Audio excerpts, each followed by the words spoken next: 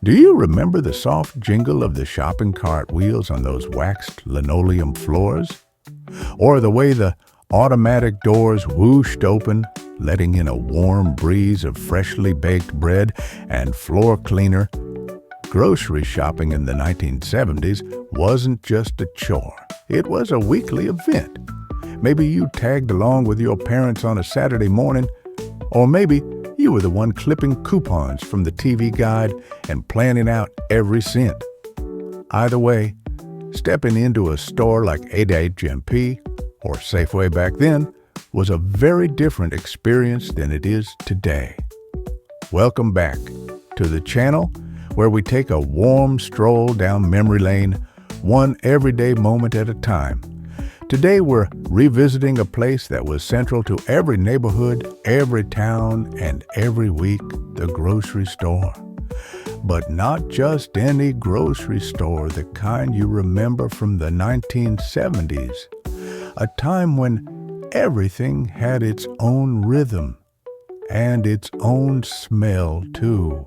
In this video, we'll explore what grocery shopping was really like in the 70s, from the jingles playing on the intercom, to the prices on the shelves, to the clunky cash registers and green stamp books.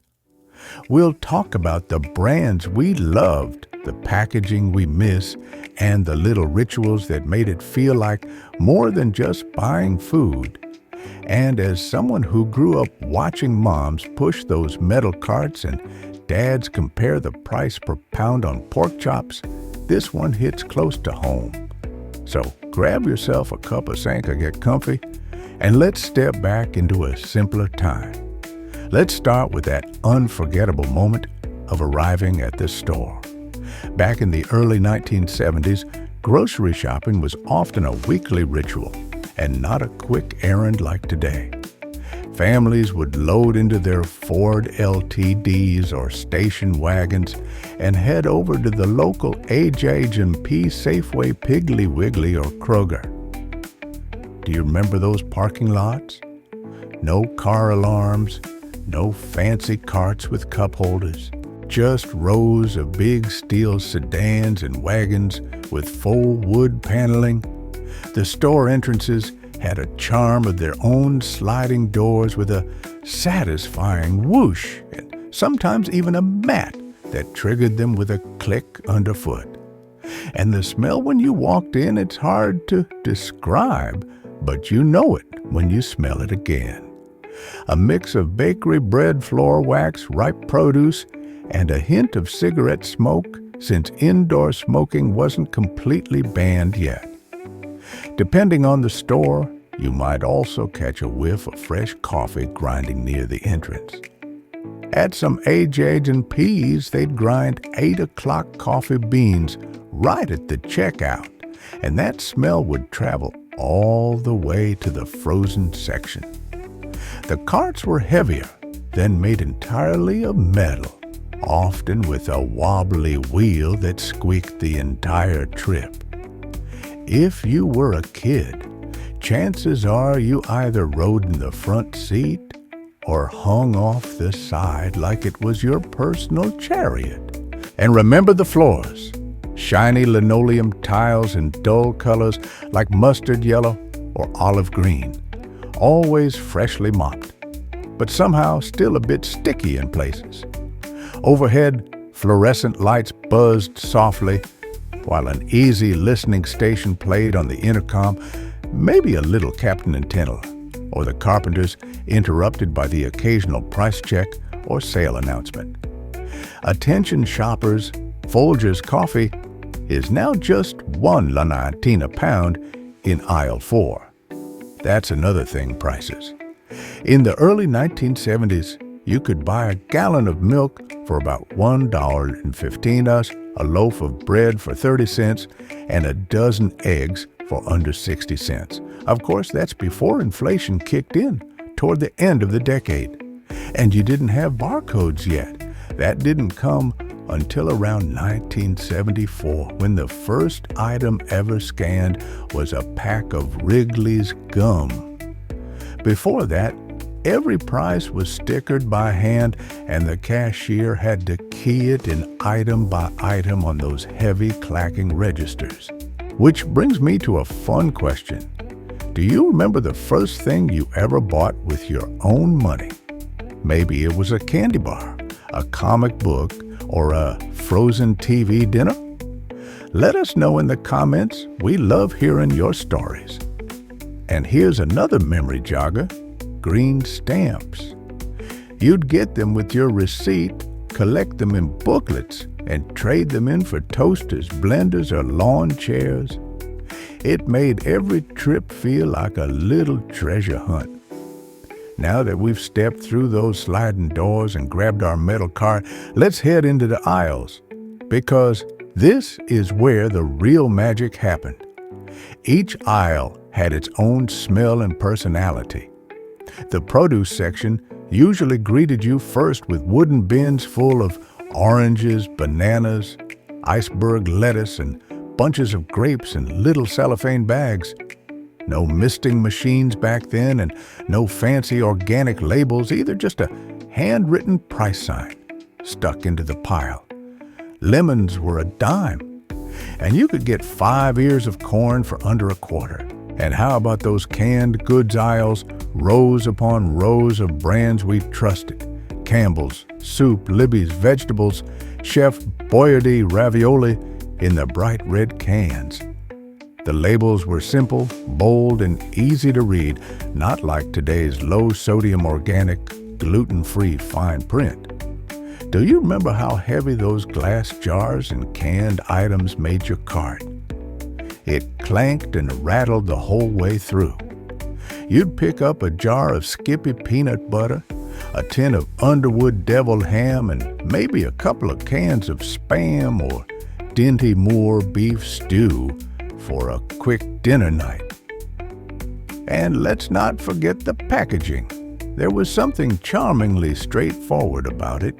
Frosted Flakes had Tony the Tiger just like today, but the box was thicker and the colors more muted. Tang came in those squat orange plastic tubs, and Jell-O boxes were lined up in rainbow order, like little boxes of joy.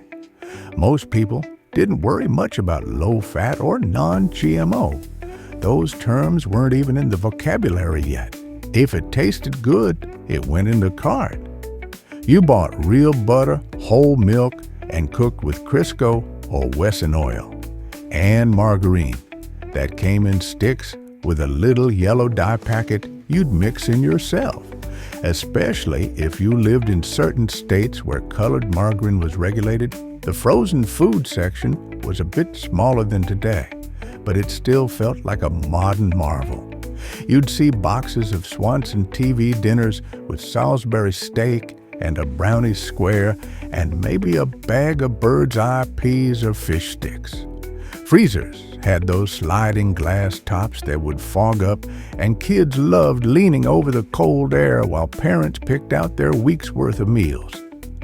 And then there were the treats, and oh, what a treat they were. Boxes of Hostess Twinkies and Ding Dongs, Little Debbie oatmeal, Crim pies, and of course, Tootsie Pops near the register. Candy bars were around 15 to 20 cents, and you could fill a paper bag with penny candy Smarties, Bit-O Honey Mary Janes, and Bazooka bubble gum with those little comic strips inside. If you were shopping with kids, there was always that moment right near checkout where a small sticky hand reached for a treat and gave you those puppy dog eyes. Maybe you gave in, maybe you didn't, but either way, it's one of those memories that sticks. Quick question for you. What was your favorite grocery store snack or candy in the 70s? Leave it in the comments. We'd love to hear about the ones we forgot. And now we arrive at the checkout lane, the grand finale of every grocery store trip. Long before barcodes and scanners, everything was rung up by hand. The cashier, usually wearing a tidy apron and a name tag, would punch in each price on a mechanical register. You could hear the rhythmic tapping of keys and the deep ka-chunk sound as totals added up. If a price was missing, a voice would ring out, "Price check," on aisle 3. There were no plastic bags yet. Everything was paper, and the bag boys or bag girls, depending on the store, would carefully pack your groceries into brown paper bags.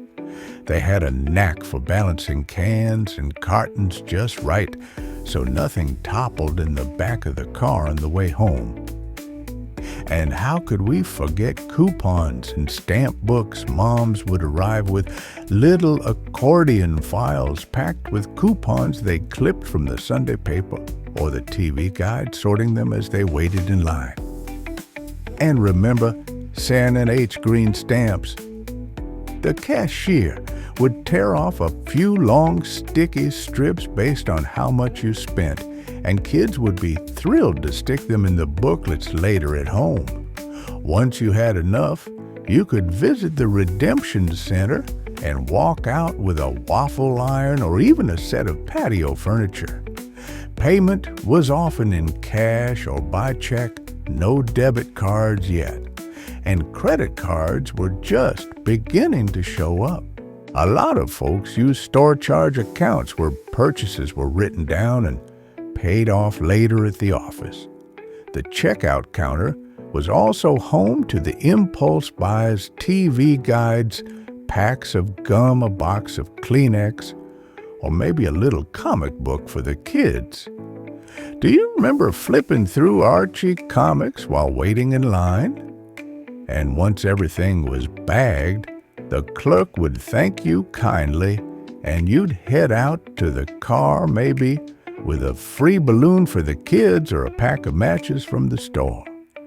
The bags would rustle in the back seat, the bread squished just a little by the milk, and you'd head home knowing you had everything you needed for the week ahead. Back then, a trip to the grocery store wasn't just about picking up the essentials, it was a moment of community. You knew your cashier's name. You waved to neighbors in the next aisle. If you were lucky, you'd bump into someone from church or the PTA and spend a few extra minutes catching up between the cereal and the canned peaches. In the 1970s, stores were often locally run, or at least locally staffed. There wasn't a self-checkout lane in sight. People chatted. Clerks remembered your usual brand of coffee. And even when supermarkets grew bigger, there was still a sense of familiarity. You weren't just another face in the crowd. And time moved differently then. Grocery trips weren't rushed multitask pit stops. They were full outings, especially if you had kids. A slow walk through each aisle, a chat about dinner plans, a chance to stop and smell the produce quite literally. There was a beautiful simplicity to it all. You didn't have dozens of brands to choose from. You had your brands, the ones you trusted. And even though you had to haul glass bottles and write checks by hand, it somehow felt less stressful than today's beep and go routines. Now, that's not to say everything was better. Let's be honest. Milk delivery was already on its way out. Selection was limited. And by the late 70s, prices were starting to climb. But there was still something comforting about the ritual of it all.